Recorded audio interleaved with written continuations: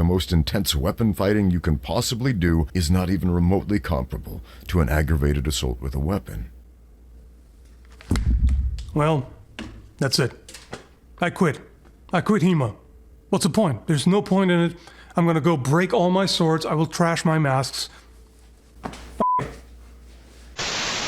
Alright, here's a response to Ramsey Dewey. First off, this is not an attack, and I'm not here to go sword nerd mode like, actually. It's an interesting topic to discuss, though. Obviously, he has plenty of experience in unarmed martial arts, but when it comes to armed martial arts, he has a bit of a blind spot.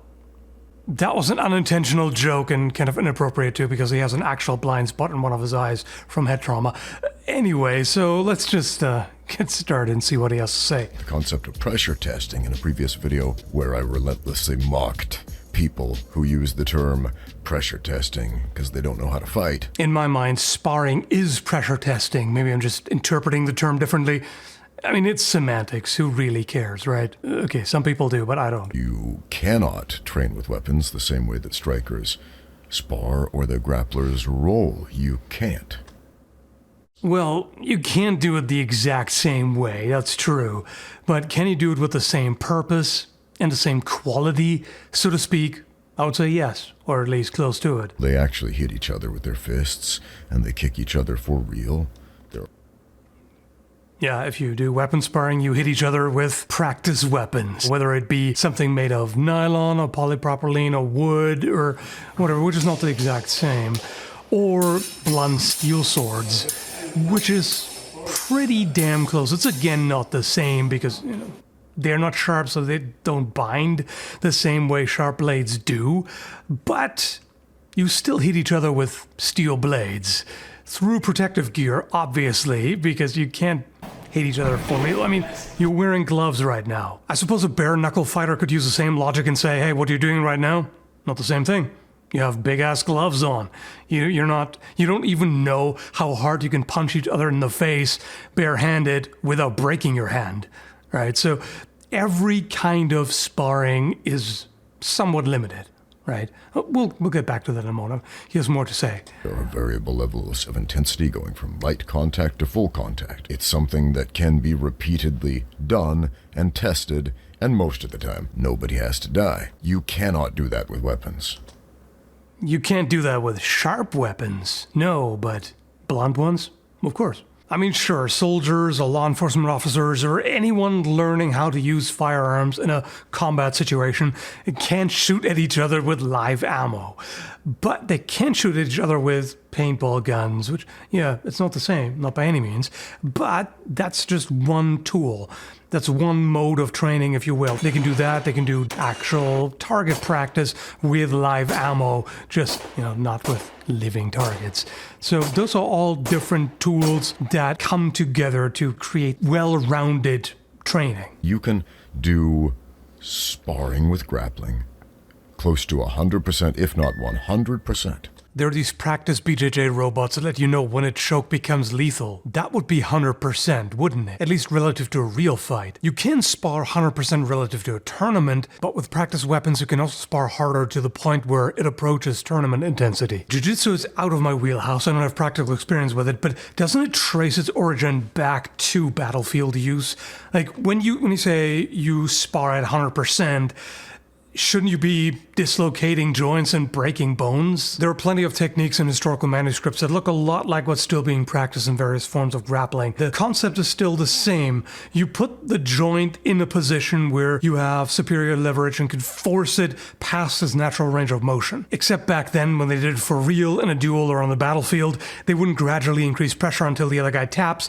They would just snap that shit. It's the same argument, really. You wouldn't stab your sparring partner with a knife or cut him with a sword, but would you snap his ankle or break his neck or tear the nerves in his spine when you're rolling? The most intense weapon fighting you can possibly do is not even remotely comparable to an aggravated assault with a weapon. If your point is that the gap is greater, like between an unarmed brawl on the street and whatever self-defense practice, MMA sparring, and between armed sparring and like an actual fight with sharp weapons, yeah, I can agree with that. It escalates a couple more steps, shall we say.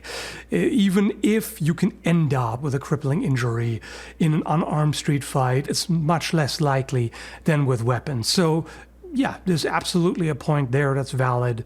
If you used a real knife, you wouldn't be able to do it again. And again and again. Same as with getting knocked out in sparring. You wouldn't be able to do it again and again because the brain damage will just accumulate too much. If your technique falls apart against mild resistance, it's a crappy technique. But if your technique holds up against mild resistance, that still doesn't mean it's a good one.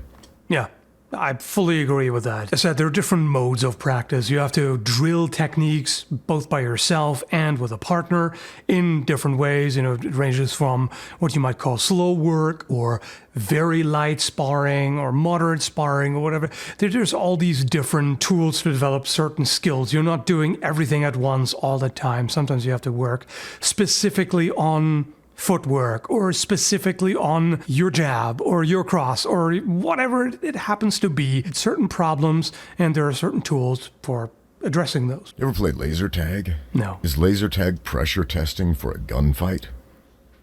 Kinda. Yeah, kinda. Particularly when it comes to a gunfight, you just can't do everything at once fully realistically. You can't shoot each other with real bullets and all that. You can have targets that pop up or move around or whatever. Sometimes they do drills where you have to run around and hit several targets and stay behind cover, and somebody might fire at you with blanks or whatever, which is a little bit closer. You can push it more and more, like how close you want to get, but of course there's always going to be an ultimate limit. Gunfights aren't fun. No, there's nothing fun about it. And this is something important to keep in mind when practicing really any martial art. Whether it be armed or unarmed or whatever, it's always good to be mindful of that and not just glorify violence or just have some kind of, main character hero complex. I would mow down a bunch of mooks and then shake the blood of my sword and sheathe it dramatically. And no, you could absolutely have fun with it, because that's another point here. It depends on what the goal is, of course, because when you're practicing jiu-jitsu or some striking art or MMA in general, whatever, you have some kind of goal in mind, right? You might want to compete. You can do that in HEMA too, or various other armed martial arts. In any martial arts, you can compete. You can do it for the exercise, for the fun, for the community. There are so many different reasons to do it. I've had some friends who went overseas for war, and they didn't come back as the same person. No, most people are fundamentally changed and damaged by war, and there needs to be way more effort and resources put into helping war veterans. I mean, how is it that someone can risk life and limb for their country to go to war somewhere and then come back and end up homeless? It's absolutely atrocious. Anyway, I don't want to get too political, but that's something that really can't be said often enough. You go on some wacky adventures in this post-apocalyptic wilderness, and it's super fun in a video game. But if you had to do that in real life, Fallout would suck. Oh, yes. Hard. Man. I've often said that when people ask me, I go, what war would you want to fight in history? I'm like, none. Even when people ask, okay, which battle would you want to watch? I'm like, none. Why? It's horrible. It's an absolute nightmare. Going through a little stabby, knifey game or something like that is not even remotely comparable with an actual aggravated assault with a knife. Yeah, absolutely. I mean, the same way as when you're practicing MMA or any kind of martial art for self-defense, to be better prepared for a situation like that. It's never the same, of course. Like, even if you try to up the ante and make it as stressful as possible, like there's multiple attackers and they really come at you and they scream at you and whatever, you try to make the practice as close to reality as possible. It's never quite the same thing, obviously. But does that make the training useless? Knife attacks are just about the worst possible scenario. Unarmed versus knife. I mean, The vast majority of things that are taught, techniques, are just BS, just not practical, high risk. Everything is high risk. Other than running away, you have a very, very low chance of making it out of it. So it's definitely, whatever kind of practice you might do, it gives you a better chance than not doing it, but it's just about the worst. But if you add a knife each, like you practice a knife fight or dagger fight where both have a weapon, that's a very different situation, because now the attacker is not going to just try to rush in and steamroll you because they know they have a knife and you don't. If both have a knife, unless the attacker is completely insane or drugged out of their mind or whatever, in which case they're probably not as coordinated when it comes to fighting with machetes or swords, and both have one, it's of course also an extremely stressful, traumatizing event. It's high stakes. It's crazy. But in history, people had to do it. Some even earned their living doing it. Professional mercenaries and soldiers. So they had to prepare somehow, right? You can't just say, well, the real thing is so much worse, it's so much more intense, it's so crazy that, there's no point in practice. Why even bother? Why bother? Because it gives you a better chance. Yes, the real thing is worse, but that doesn't invalidate the training, right? Because they did train, they did practice techniques to get ready for the real thing. Whether it was just with sticks or with blunt swords or whatever, they had ways of training and practicing. Yeah, it wasn't quite the same thing, but they had to somehow prepare themselves to have a chance to survive the real thing, to gain experience, right? Because if everyone dies in the first duel or the first battle, then they can never actually learn anything. How many of you would be willing to participate in a duel to first blood with a sword? Yeah, I wouldn't. There's way too much that can go wrong. It would not be a sound decision. All right. But would you get into a bare knuckle fight without rules? Like just straight up nothing. The opponent can gouge your eyes, it can tear your ears off, biting, testicular torsion, rip and tear until it's done. Would you do that? Or would you sign up for a BJJ match where breaking bones and dislocating joints is allowed? Could you bring yourself to do it? But most of you would hesitate. Who wants to get stabbed or cut or slashed or hacked with a sword? I mean, it's not just receiving injury, it's giving injury. I fully agree with all of that. And again, it's good to be aware of the limitations. Just because you've practiced whatever martial art or self-defense system or whatever, that doesn't mean you're 100% ready for a real-life encounter. You're just more ready than you would have been if you hadn't done it, right? I mean, people still go through military training designed to make them ready for war. How ready can they ever be? It's a different story. It's always going to be a shock. It's always going to be traumatizing.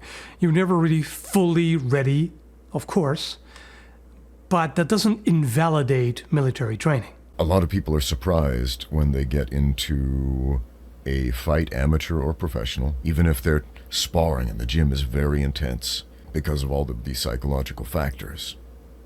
The performance anxiety, for one. All the eyeballs on you. It's simply not the same thing. The equivalent would be a HEMA tournament. There are no professional HEMA fighters who get paid for it, as far as I know, but it's the same kind of dynamic. Yes, it's more intense than sparring. Everybody is hyped on adrenaline. Everybody hits harder, even if they don't mean to, so it hurts a lot more. The injury risk is much higher in a tournament.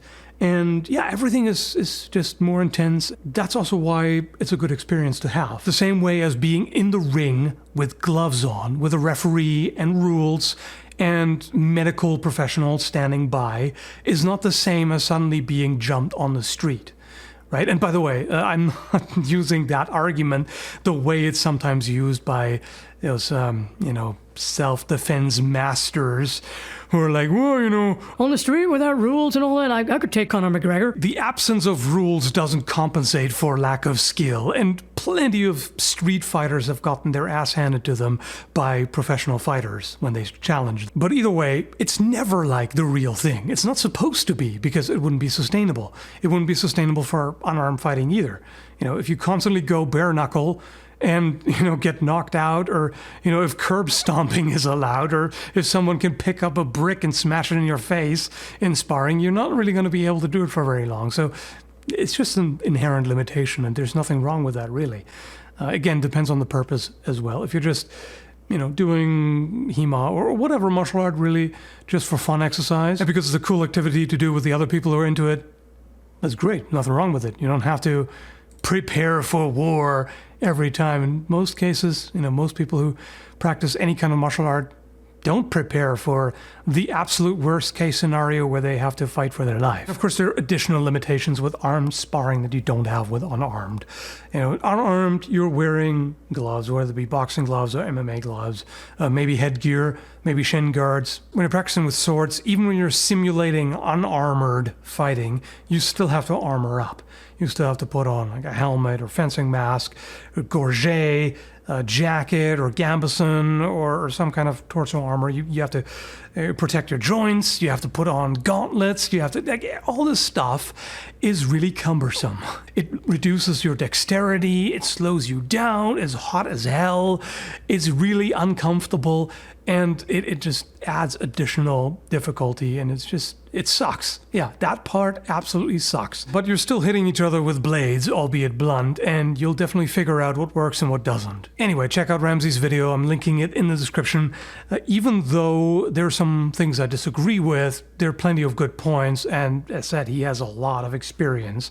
He definitely knows what he's talking about when it comes to unarmed martial arts, and a lot of it carries over to armed martial arts, and he has clearly been pressure tested. Anyway, thanks for watching. Take care, folks.